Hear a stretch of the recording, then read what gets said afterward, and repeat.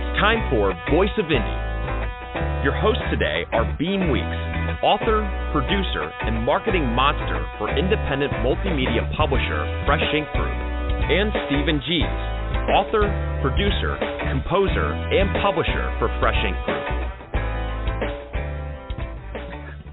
And good evening. Happy Wednesday, everybody. Welcome to the Voice of Indie podcast. I am your host, Beem Weeks, and this is episode number 88. And tonight there is no Mr. Stephen Gies, at least not in the studio.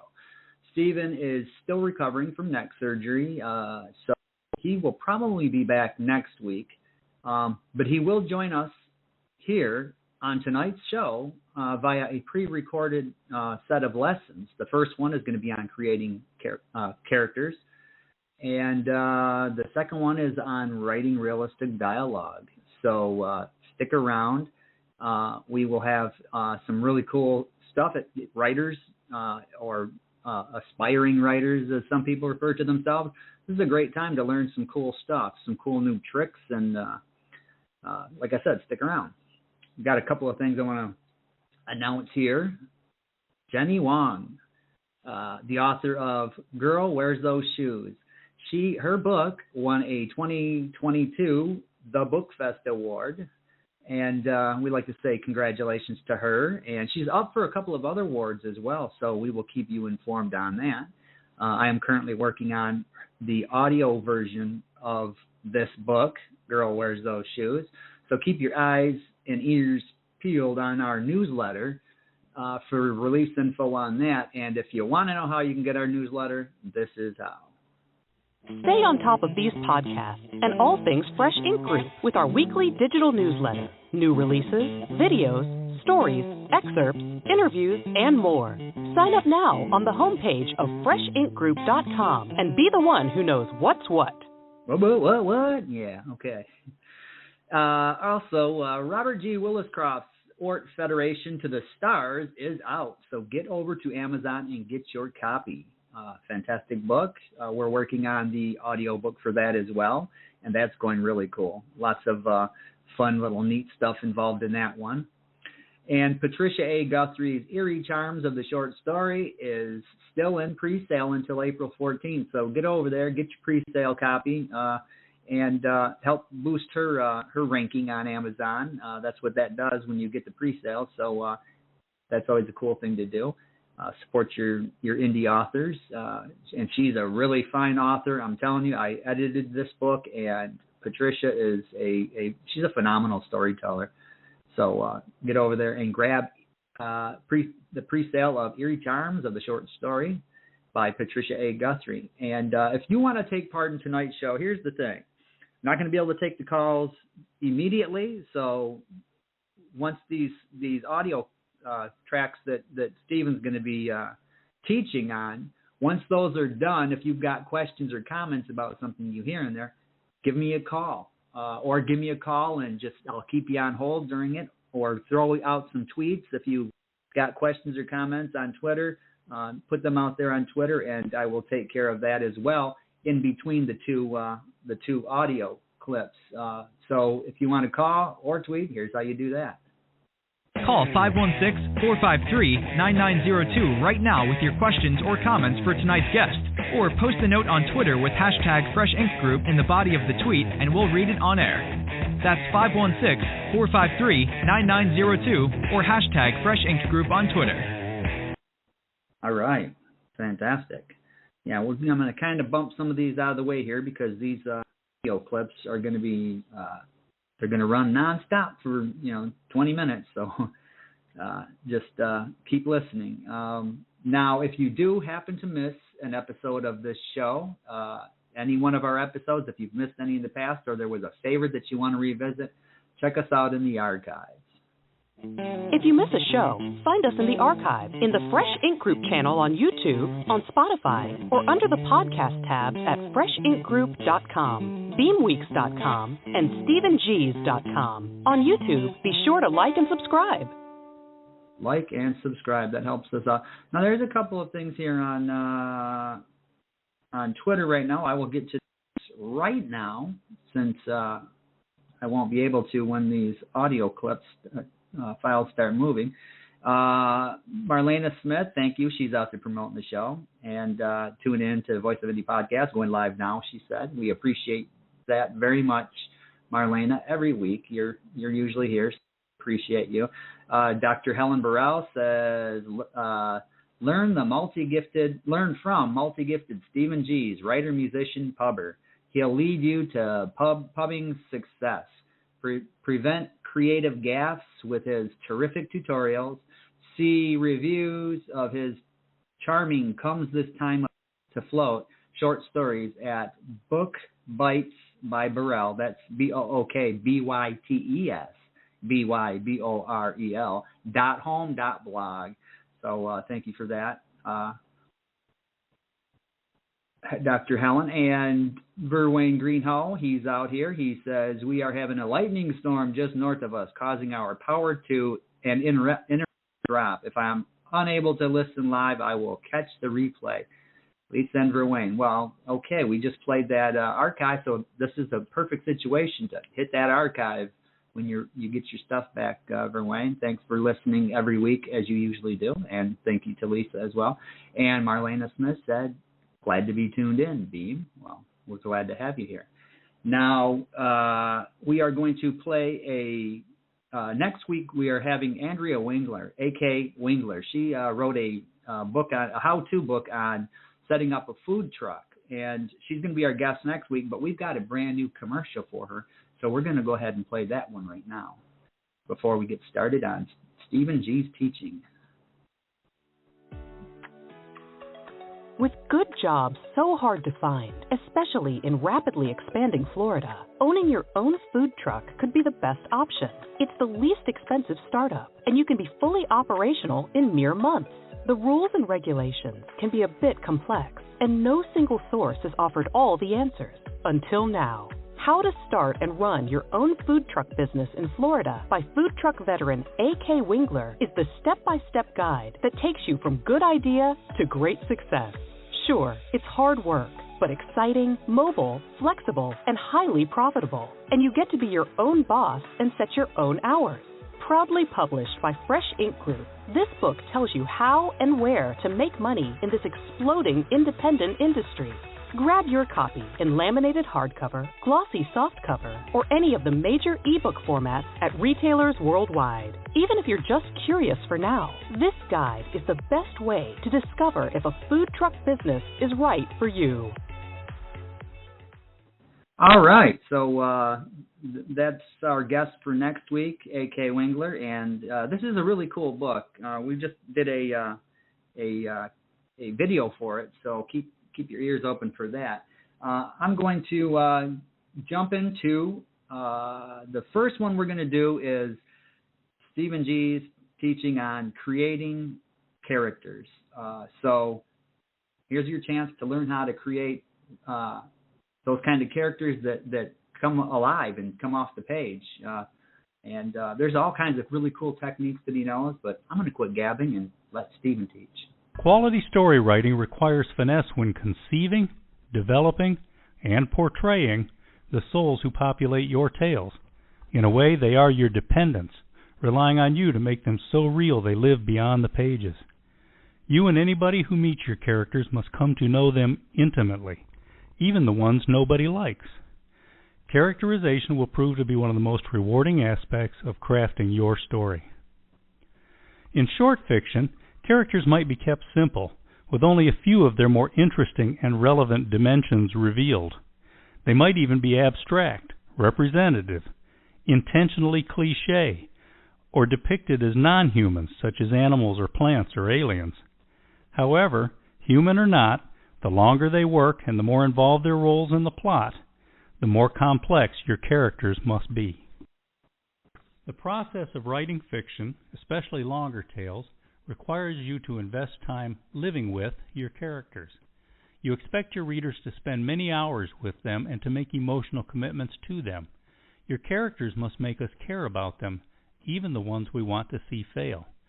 Thus, a successfully drawn bad character is deemed someone we love to hate. Don't let weak characterization dilute a great story. Don't rush headlong into plot thinking you can just make up characters as you go. letting details about how they think and act be dictated by whims of convenience and necessity. Investing a large part of your preparation time in characters will enhance the quality of all your stories. Preparing to write a novel is never linear. You cannot plan elements such as plot, point of view, narrative voice, or character as you write. The interaction between character and plot especially requires that both be developed in tandem. Plot tends to be driven by its characters, with what happens next depending on how the players behave. Otherwise, you risk your plot feeling contrived. Like all people, your characters feel, think, and act based on who they are, their backgrounds, experiences, beliefs, motivations, fears, needs, goals, and more. Nearly all novelists keep detailed notes, even if only mentally, on plot, sometimes outlining extensively, often at least listing important elements needing attention at key points in the plot. Characters deserve similar effort. If you keep and arrange notes for plot, try doing the same for characters.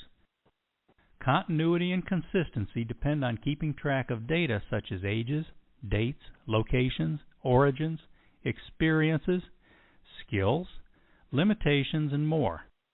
A woman from Akron who somehow transforms to a woman from Dayton by the end makes her creator look amateurish. A scene in which your hero is afraid of snakes merely because the plot calls for it does not mesh with other scenes in which he slogs through swamps without worrying about them. An old saw about plotting is that if your character reaches for a gun in the drawer during Act 3, you better put that gun in the drawer in Act 1. Otherwise, the story will feel contrived, the gun too convenient, too lucky. The same is true of character traits. For example, if your hero needs to escape through the swamp, you can plot obstacles and drama by making him terrified of snakes, but that fear should be set up. Why is he afraid of snakes? Only snakes are all critters? How does he deal with snakes? You need to devise a way to show it earlier in the story. When you finally put him in that swamp, your audience will understand and even identify with who he is and what he's going through. Put the fear of snakes in Act 1 so it's there when you need it in Act 3. Considering plot helps you create characters whose feelings, thoughts, and actions drive your story. It all starts in characters' heads. Physical attributes matter, but some writers appear to agonize more over precise height and hair color than way more important motivations and other psychological characteristics. Whatever you want your character to do, a sure bet is that not every real person would want to do the same thing. More so, of those who would, the reasons they might act a certain way will vary widely. Other factors will vary as well, such as reasons they might struggle with not wanting to do something, their confidence in accomplishing it, their concerns about failure, and any number of other mental factors too numerous and complex to try listing here. Yet, for your character or characters, you do need to consider them all. Then, for whichever matter most, you should incorporate them not only into plot, but into the specific behaviors, thoughts, and point of view. Sure, how one keeps his hair cut might matter, but whether or not he'd risk his job to help a friend probably matters more. A character whose psychological makeup feels cobbled together for the convenience of plot won't feel real enough to earn readers' empathy. Beware psychological stereotypes. Popular storytelling is rife with cliché characters given standard backgrounds and experiences as justification for attitudes and behaviors. Not every crime crusader was a victim of serious crime, nor does every crime victim become a crusader. Avoid relying on cliché character psychology. Next up, toss the cookie cutter, please. Some authors are tempted to mimic popular stories. Others rely overmuch on their favorite characters from a lifetime watching and reading. If you truly create original characters, you can likely avoid the common criticisms that the inhabitants of your tales are cardboard, cookie cutter, or out of central casting. Cardboard characters are flat, lacking layers to be revealed. Cookie cutter characters are too much like other characters in the same story, in other stories, or in other writers' stories. Central casting refers to the old Hollywood movie studio system where character actors were kept on payroll. Writers were expected to use this pool, which often reduced characters to blurbs. The grandfatherly old man whose gentle drunkenness can flare into rage. The busybody, middle-aged woman who gets confused easily. The dumb muscle man who's always eager to fight. I'm suspicious of authors who fantasy cast their tales with movie and TV stars, especially before they've even written the roles. This fills in a lot of detail readers might not know, and it discourages the writer from improving characters with radical changes. No matter how well I know my characters at the onset, I always know them way better by the end. And sometimes they're very different than I expect. They don't make a cookie cutter that can do that. Be sure to include uncommon flaws. No matter how complex you make them, over-idealized characters tend to feel fake, and they rarely generate reader enthusiasm. Even superheroes are deeply flawed. Infuse your characters with shortcomings, internal conflicts, contradictions, weaknesses, whatever makes even the most powerful ones somehow vulnerable. Avoid allowing your characters to possess much more skills, knowledge, and temperament than are needed to achieve the story's goals. Making characters too good reduces tension. Better still, rendering them apparently unable to achieve their goals allows you to turn their flaws into plot obstacles, and it makes readers wonder if or how they can possibly succeed. More intriguing than waiting for Lance to slay the dragon is first watching him overcome his fears to learn the sword-wielding skills that proved elusive all his life. So plan your character changes. The essence of most stories is the way their characters change. While the obvious plot appears to be about an external goal and its obstacles, the core usually builds around the character's internal conflicts that must be resolved in tandem. For the protagonist, that could mean becoming a better person, learning a lesson, changing his or her views, and/or making wiser choices for nobler reasons. Resolution of the internal conflict often alters the external goal, sometimes even rendering it moot. Protagonists can succeed so well they're about to take the final step toward achieving their goals, yet they choose not to complete that quest because the psychological change is really what the story is about. For the antagonist, it can mean becoming a better person, but it can also mean acting worse, then suffering for the wrong choice. Antagonist change can be toward becoming a better person, or it can be for the worse, which is a great way to keep adding surprise complications to your plot. Be sure your plot explains why characters change. Do not assume everyone has the same values. Maybe she changes because otherwise she would lose her job. Or maybe it's because she's finally willing to sacrifice her job for something she values more.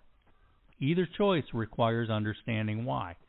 Money, security, opportunity, fulfillment, independence, retaliation, need for approval, workplace stress, geographic preferences.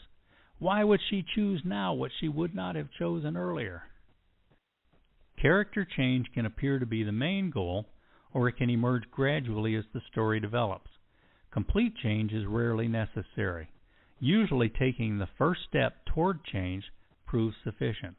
In many stories, resolution of the external conflict winds up being after the climax, showing dramatic character change. Plan for this while creating your characters. Organize your character details while you are working on your plot. Now, develop point of view. Carefully consider how each character uses his senses. How does he interpret that information? For example, are verbal threats perceived as dangerous or pathetic? Do they trigger amusement, disdain, sympathy, or urges to retaliate?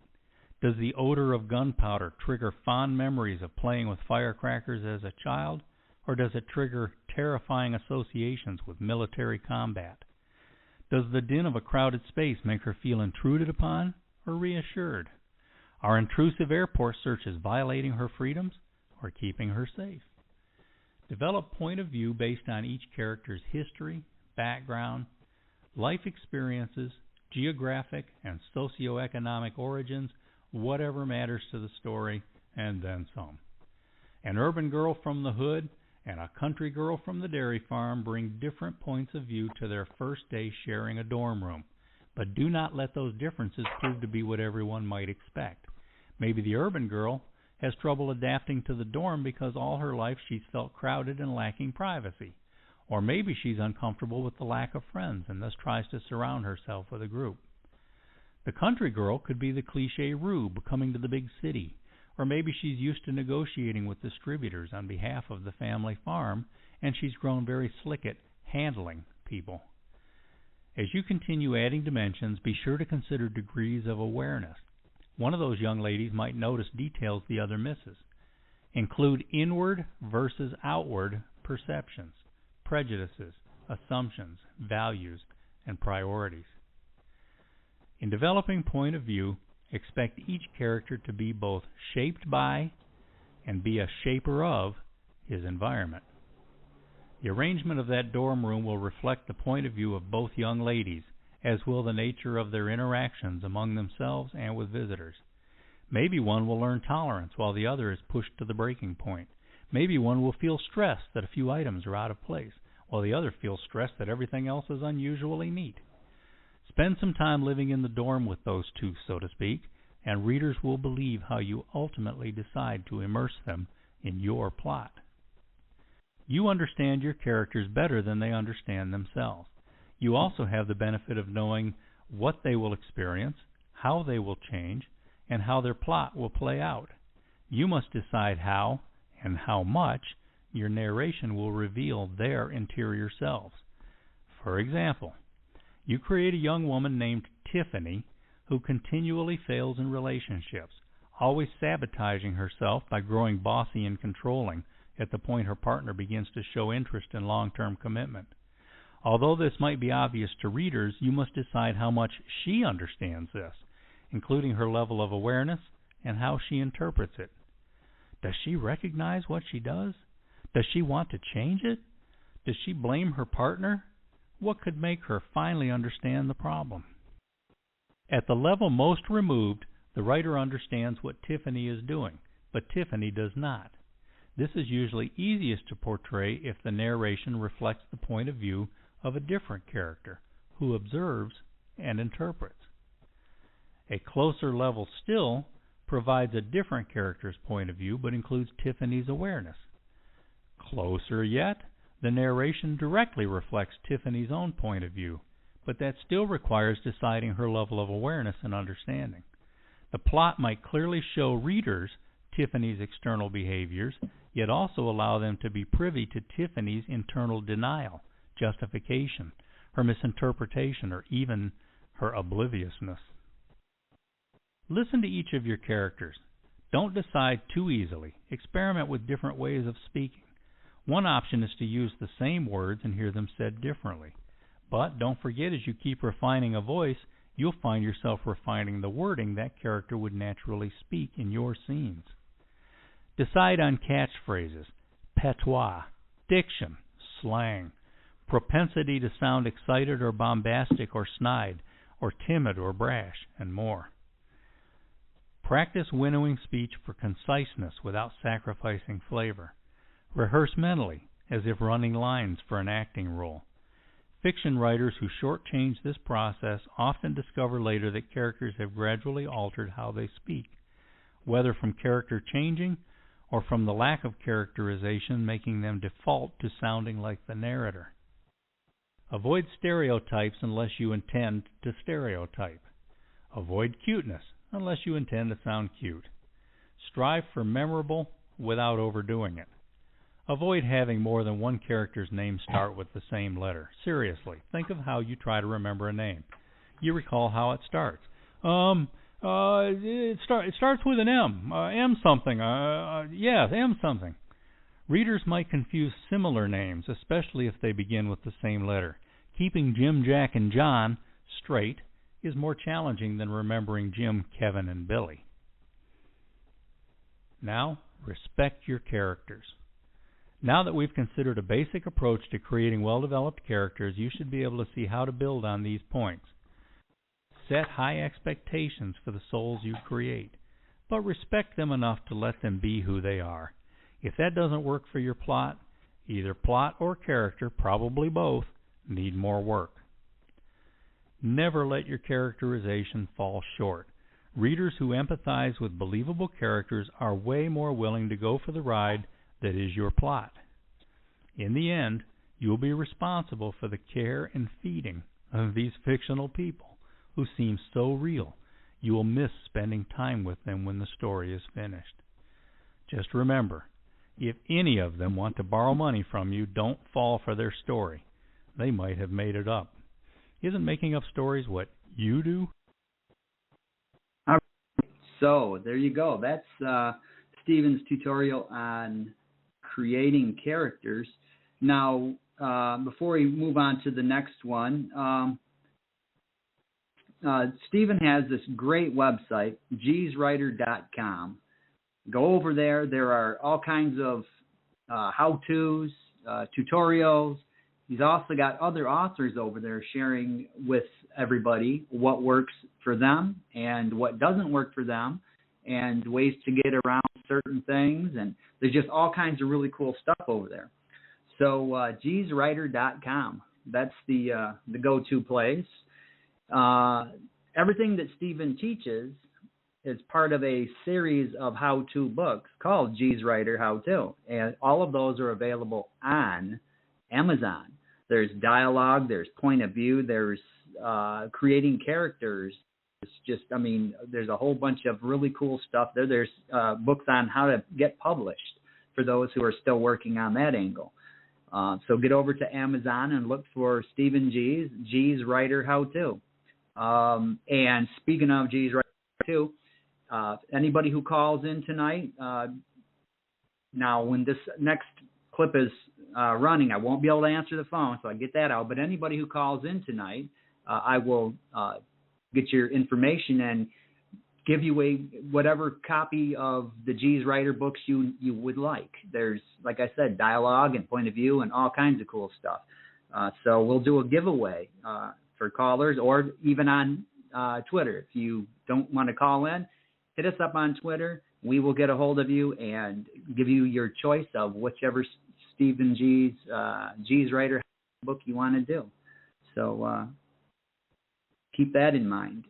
Now, speaking of the Jeez Writer how-to books, we've got a brand spanking new ad for that. So let's listen to that before we jump into our next one. Will be Realistically Speaking. So this is where you're going to learn a little something about dialogue.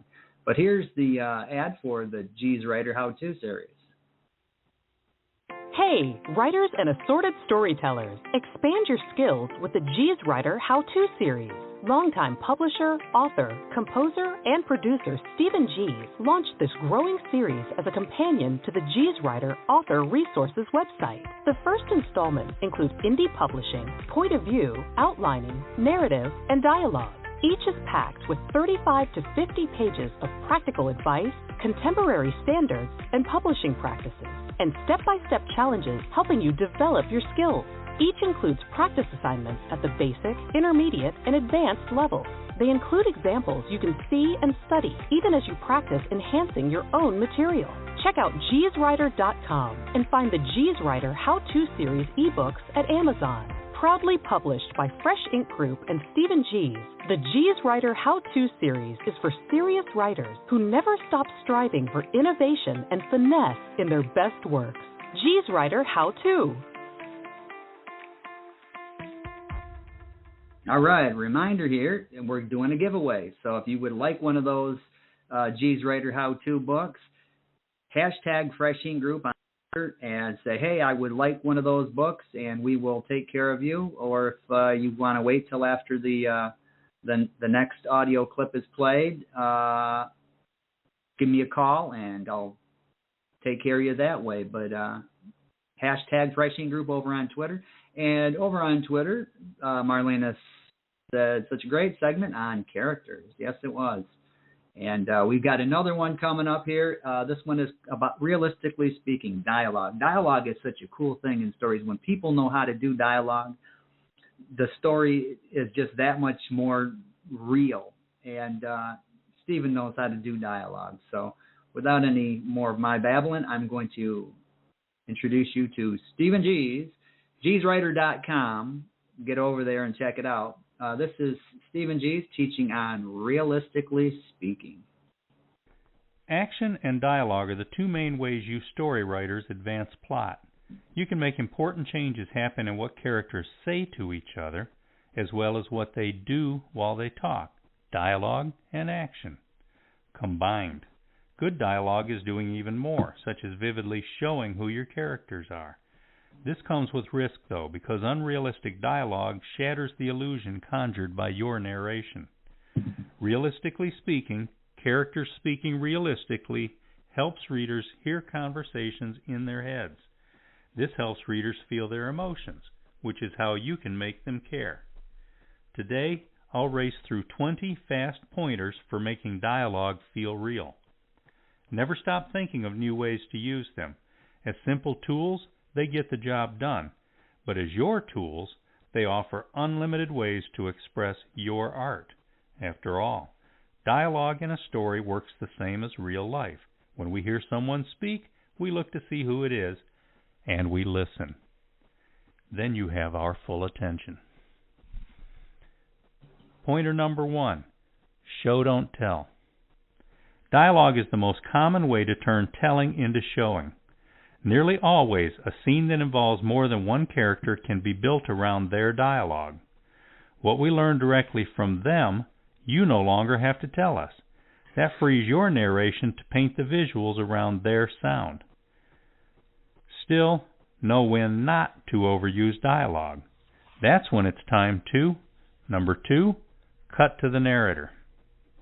Use narration to speed the pace, avoid repetition, and bridge uninteresting, non-critical conversation. For example, in real life, people might spend 10 minutes debating where to eat out, but unless that conversation proves rife with important information that readers need for understanding the story, we don't need to hear your characters have it. If we even need to know about it, you can say, after their customary 10-minute argument about where to eat, Walter gave in yet again, and they headed to her favorite Mexican place. If what matters most is said during dinner, skip to where that conversation offers pizzazz. I've scheduled gender reassignment surgery, she told him over dinner that night at her favorite Mexican place. Still, you do not want to repeat information, no matter how much pizzazz it offers, so, tip number 3, avoid dialogue readers already know. No matter how much one character needs to tell something to another, if it's info I already know, I don't want to hear it. You need to vet every line of dialogue to make sure it conveys only new information. If we watch Donna spend all day preparing for the big event, we don't want to hear her spend a page or more telling her friend Cindy what all she did to prepare for the big event. If the information is the same, a good writer will choose which version to share, the narrative description of her preparing or her dialogue describing it. If the information contradicts, such as what she really did versus what she tells Cindy, a detailed narrative followed by a brief dialogue that highlights the difference will feel natural. Or if Cindy's reactions are also important, or if Donna's telling reveals the most, the narrative is best shorter to save detail for the dialogue. In some cases, they can even be combined. She carefully slipped into the fabulous new gown, desperately hoping for once to stand out. You don't look half bad, Cindy told her at the soiree that night, the closest to a compliment her so-called friend could ever muster. Avoiding unnecessary repeats also helps you keep it tight. Tip number 4, keep it tight. Movie and television dialogue have been thoroughly winnowed long before cameras capture the scenes. Even so-called reality programming is edited extensively to show the essential snippets. Try listening to dialogue that is unedited, either what you can overhear or read in something like transcripts. Normal conversation is very wordy and repetitive, with lack of clarity, redundancy, unfinished thoughts, vocal fillers such as well, and entire interactions that communicate nothing important. Yes, people talk that way, and your characters might well want to talk that way, but you should identify no more than a few linguistic quirks that make a character sound unique and, better yet, reveal personality. Then condense long-winded conversation to essential information and sprinkle in those quirks for flavor. A page of dialogue with Sam trying to convince Gus to come on a road trip could be stripped to its basic flavored elements. Gosh darn it, Sam, you'll not bamboozle me into coming on one of your endless rambles down every back road here to the bayou. I know, Gus, which is why this time I'm going to let you drive. Notice that does not have to say whether or not Gus agreed to go. Because, number 5, leave out the obvious. Notice how movies and television tend to omit the chit-chat, such as saying goodbye at the ends of phone calls. You can end the Gus/Sam dialogue with Sam's offer to let Gus drive if the next scene shows them zooming down the road, Gus at the wheel. We know what happened in the rest of the dialogue without needing to hear it. Often you can leave out the beginnings and ends of conversations. If you begin a dialogue with you? No way would I be seen dead at the prom with you. We assume we are joining the conversation after an invitation.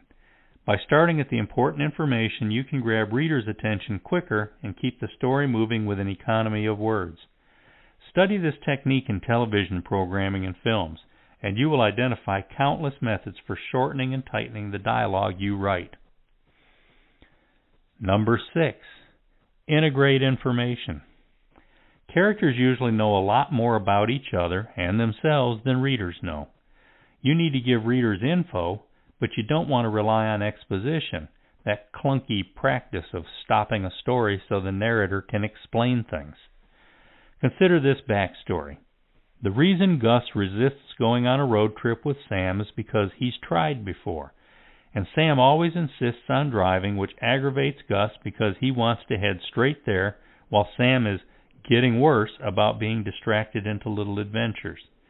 If that 2-sentence dialogue example I gave before is used as the opening, it gives backstory. If it is used for the ending, it shows how the characters changed. Did they live happily ever after? Gosh darn it, Sam, you'll not bamboozle me into coming on one of your endless rambles down every back road here to the bayou. I know, Gus, which is why this time I'm going to let you drive. Now beware. Doing this well depends on avoiding the dreaded, as you know. Number 7, avoid as you know. Often, as you knows are more subtle than using those words, but I see those actual words jarringly often. In the real world, people rarely fling that phrase at each other. As you know, Mom, I borrow your car when I can work an extra night shift. Smells like a writer trying to tell readers something Mom already knows. Consider whether or not you think these seem realistic. We've been sharing this bedroom in Mrs. Johnson's foster home since we were little. Or, it took us 3 years to convince the investors to fund our project. Or how about this? That complex nuclear device you built won't work without enriched uranium. And here's another. This will be a second marriage for both of us, ... As you know, and as you know, can be more subtle than even these examples. Practice spotting them in other material you read or watch. Readers notice when dialogue feels fake, even if they don't know why. Don't let an as you know get in the way. Number 8, avoid don't talk abouts. A close cousin of as you know, don't talk about is a character verbally expressing information the other might not know, but which the first wouldn't naturally say. It shatters the illusion by sounding so fake. Consider this. Why, I think I'll go to the bathroom now, and I might be in there a while. Or, welcome to the neighborhood. I live in the corner house, but maybe not for long because we're way behind on our mortgage. Or, don't cry, little girl. It's just a tiny boo-boo. Certainly nothing requiring irrigation, suture, and antibiotic prophylaxis. Or, as a park ranger, you know a lot about bears. Yeah, avoid don't talk abouts. Number 9, make each character sound distinct. Study the voice, diction, syntax, lingo, accent, and other distinctive ways of speaking when you hear people in real life as well as through media. At minimum, they tend to follow the patterns of their narrow demographics. race, age, education level, geographic area, personal interests, occupation, but everybody also has unique ways of speaking. Work at making your characters sound distinctive. Then you will need few, if any, attributors or tags. Consider the following lines, not in order, from an urban teen, an Alabama codger, a rich Texas rancher, and a kindergarten girl. You look like the kind of filly to be right pretty riding the limo around a spread. Or, yo, run that, homeboy, you feel me? Should have had that done. Or, I no want a bug toy, I not like piters. Or, good God Almighty, if them fellers ain't lazier than fat cows on a hot snake sunnin' day. Your story is not ready if all the characters speak the same as the narrator. Avoid syntactic homogeneity, Stephen Gies warns. Dadgummit. However, number 10, minimize dialect. What you want to do with y'all's whatchamacallem dialects is to ease on back and be sprinkling them flavors in not so gall-darn much as to distract them readers. Using esoteric words or rearranging words to provide for distinctive syntax goes a long way. Saturating lines with weird spellings and constant contractions or other variances slows reading and shatters the illusion. Skilled writers identify few of the more flavorful nuances, then insert them just enough to keep readers hearing their way of speaking. Number 11, use italics. English syntax offers some, but not nearly enough, clues about word emphasis. People sing their words, nothing like monotonous computer-generated voices. Although overuse should be avoided, judiciously italicizing words in dialogue helps readers hear and interpret. Consider, don't you dare wear my blanket out in the field. Or, don't you dare wear my blanket out in the field. Or, don't you dare wear my blanket out in the field. Or, don't you dare wear my blanket out in the field. Or, don't you dare wear my blanket out in the field. See, readers will not always hear your dialogue the way you hear it in your head. Skilled writers study their dialogue and anticipate other ways readers might read or misread the words. Then edit for clarity and add italics only when and where emphasis is important. Number 12. Use contractions. Do not make me talk without contractions, Emma pleads. It is not normal. I would not talk like that, so you should not either. That is fake. I would sound more real with them. Huh? Frank supports her, saying, don't make Emma talk without contractions. It's not normal. She wouldn't talk like that, so you shouldn't either. That's fake. She'd sound more real with them. Gies was gonna say you want to let them use confabulated contractions too, but you ain't gonna let that point get by you, now are you? Number 13, control the flow. I'm trying to remember. Oh, I know. Well, I think I know. See, I guess what it all comes down to, what good dialogue comes down to is, he scratched his head, took a deep breath and said, control the flow. Skilled use of punctuation, pauses, interrupting attributors, interrupting action, fillers, and other methods help finesse how readers hear your speakers. Study how other writers use these techniques as you practice your own. Then expand your capabilities by using the flow of dialogue to control the flow of the story. Build tension with an utterance that struggles to get to the point during an urgent situation. Add shock to a surprise by having characters build up to it, or react after the fact with fractured blurts rather than casual, matter-of-fact utterances. The same group of words can be manipulated to convey any range of emotions, from fear to anger to angst to pain to indifference to shock. Amateurs listen to dialogue in their heads, then dutifully record the words in the right order. Skilled writers listen, read, and continually hone those nuances to capture the essence that most readers will ultimately experience. Number 14. Avoid long speeches. Break them up with action, reaction, questions, and responses, whatever will keep readers immersed in all of the scene's elements, picturing everybody present. Enough said. Number 15, vary attributors. At least one successful novelist brags that he limits his dialogue tags to one. Said.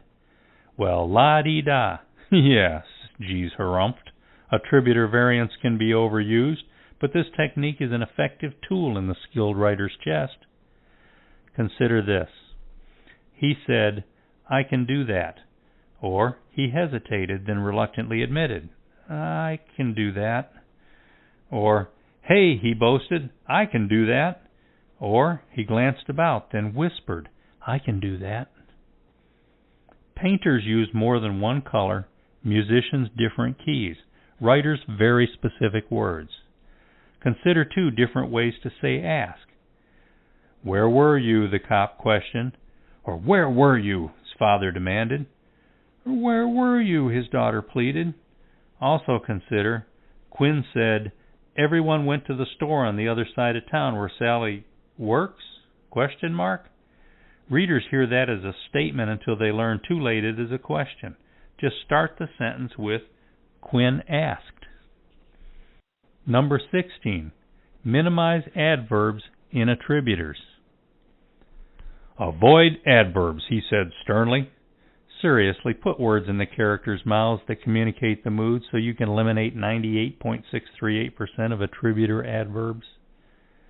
You must follow this important requirement. Avoid adverbs, he repeated, using stern-sounding words.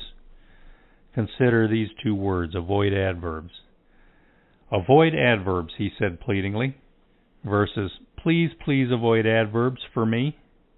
Or avoid adverbs, he said demandingly, versus avoiding adverbs is not an option. Please hear this advice as heartfelt, sincere, even caring. Gosh, we want you to be good at this, eh? Number 17, make proactive and reactive. Weak dialogue sounds like characters are not really listening to each other. Yes, in the real world you will hear that a lot, such as people nodding impatiently while they wait for a hint of pause so they can barge in with their own comments or a subject change. When your characters need to do this, let them. But don't force them to satisfy your agenda by merely flinging info you want readers to hear. When a character speaks to another, the listener should react to what she heard. For example, if your outline shows a pair brainstorming ideas for solving a problem, you might err in having them take turns spewing unrelated ideas, but to sound realistic and to convey more character information at the same time, the exchange could be shaped by each evaluating the other's ideas, if only briefly. In the real world, when people don't react, the speaker tends to repeat, maybe changing the wording. Reacting and repeating both spend words, so you might as well use reaction as a means to reveal more. Number 18, effect change.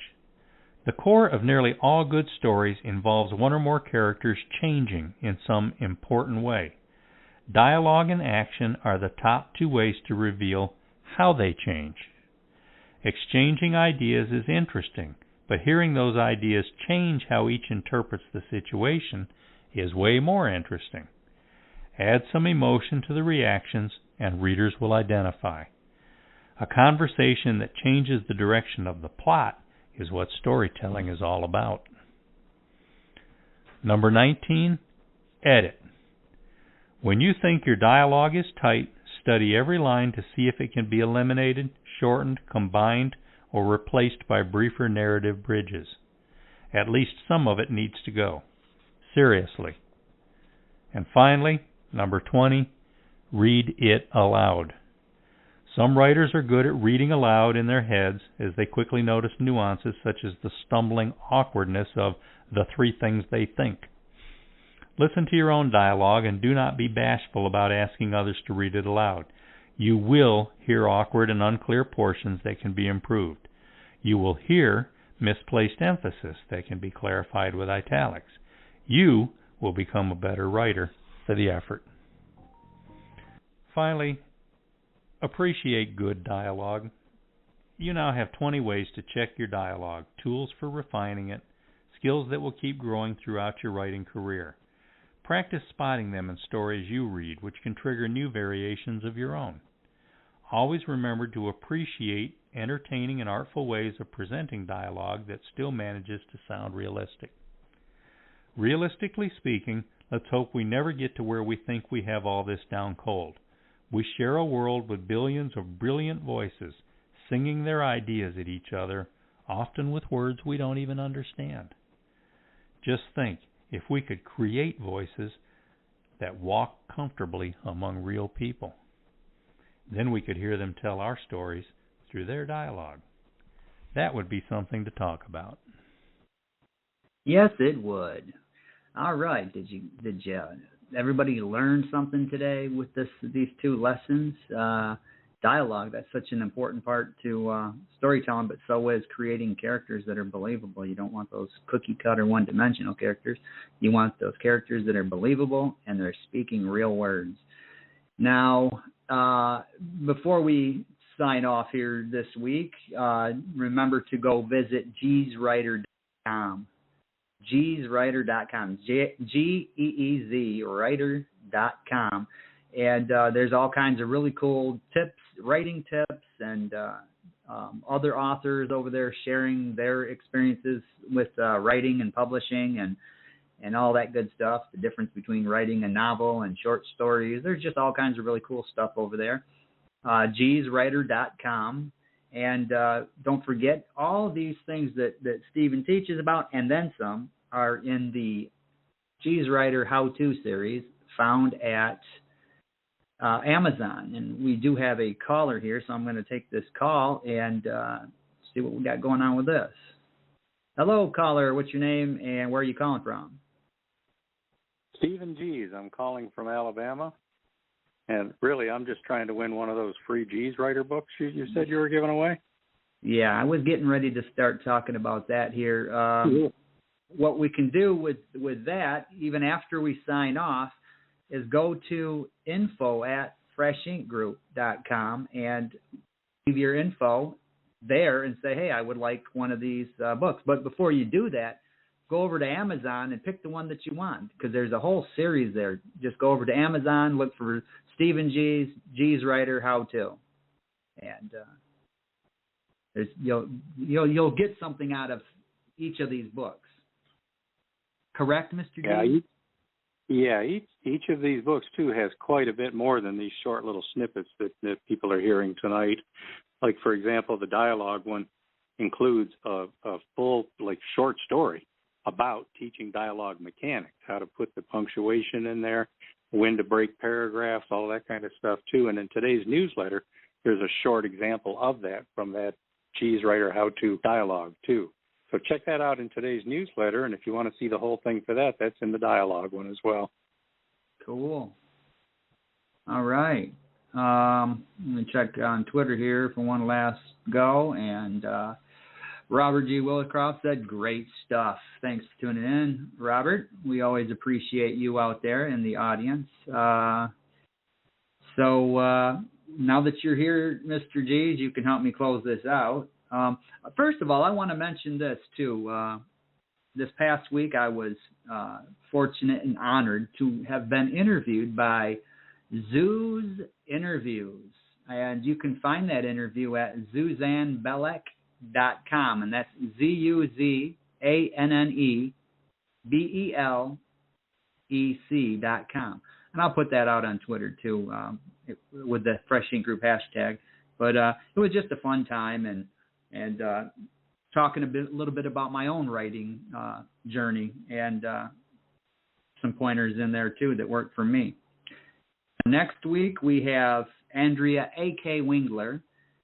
She is the writer of the food truck how-to book. So, hey, we had how-to writings this week. Well, we got how-to start your own food truck for next week.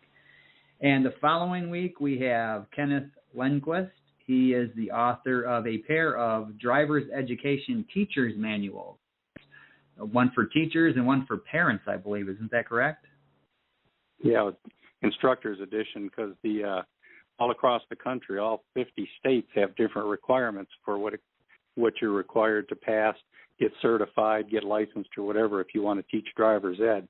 So for people who wanted to do that like as a job, the instructor's edition is the how to get that done. Parents edition, that's just if there's someone you care about and you want to help them learn to be a better driver or learn to drive in the first place, that parents edition is definitely the way to go. There's a lot of overlap in the two books, obviously. So one's just tailored to instructors or instructor wannabes, and one to parents. But man, those are good books. We've really been working hard on those the past couple of months, and those are really cool. Likewise, I want to plug that how to start and run a food truck business in Florida. By A.K. Wingler one too, because that's packed with 106 pages full of all kinds of great stuff. Floor plan, for how to lay out your food truck, how to buy the truck, how to get the license, how to plan menu, everything. It's just every aspect. And if you know it's something you want to do, you need this.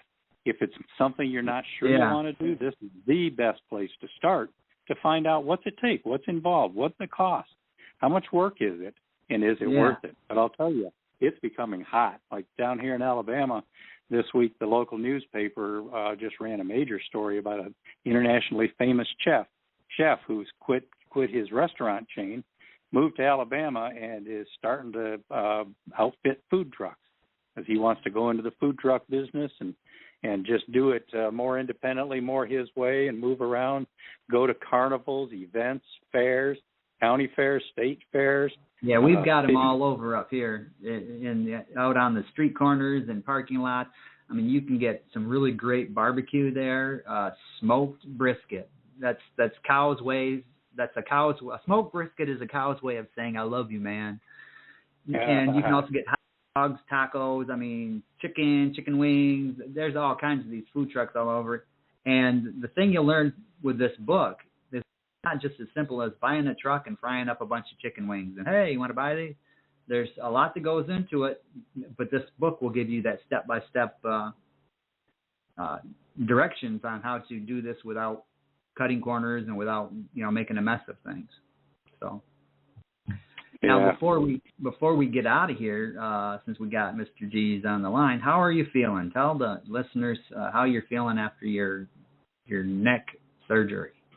Well, it's been a rough week. I'm trying to deal with pain quite a bit. I generally avoid taking painkillers, so I've had entire days where I'm just trying to find that position that doesn't hurt so much, but I'm making steady progress.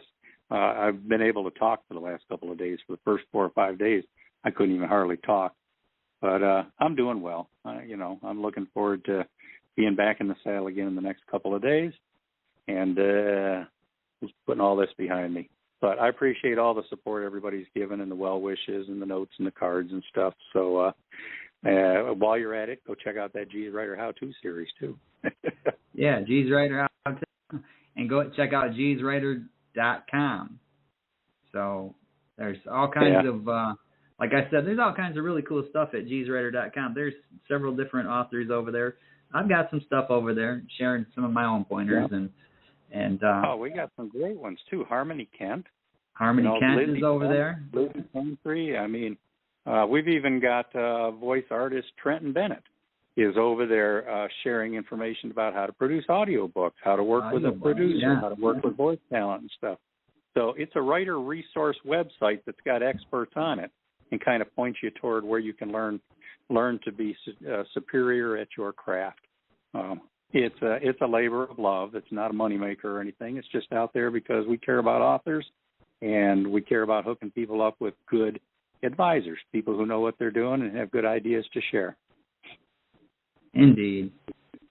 All right. So I think we're going to call it a night on this episode. Again, next week, A.K. Wingler, and the following week, Kenneth Lindquist.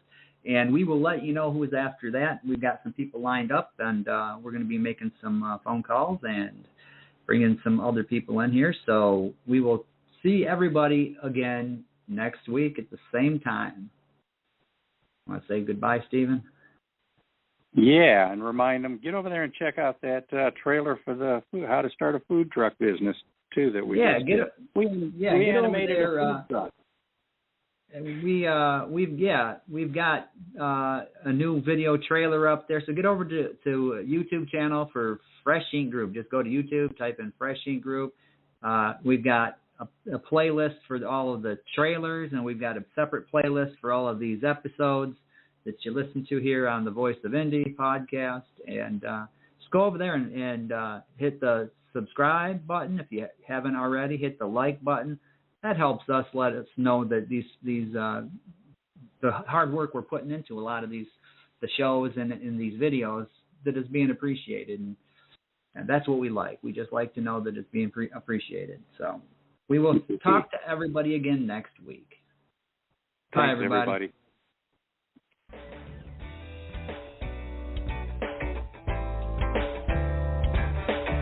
You've been a part of Voice of Indie, a production of Fresh Ink Group. Spread the word, support our guests, then find us at freshinkgroup.com and be sure to hashtag Fresh Ink Group.